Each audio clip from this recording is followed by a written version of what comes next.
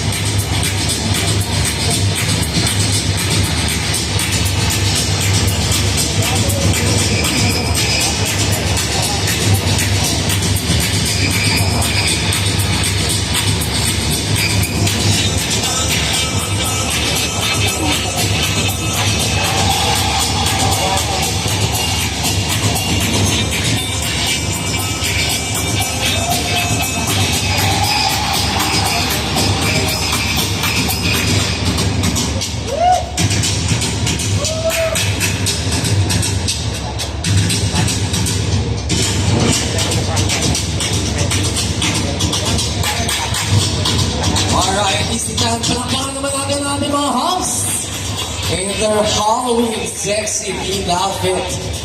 Parang hindi ka matatakot no? Di ba usually pag Halloween, matatakot ka Pero pag nakita mo yung mga Hunks natin, parang gusto pa sila lapitan no?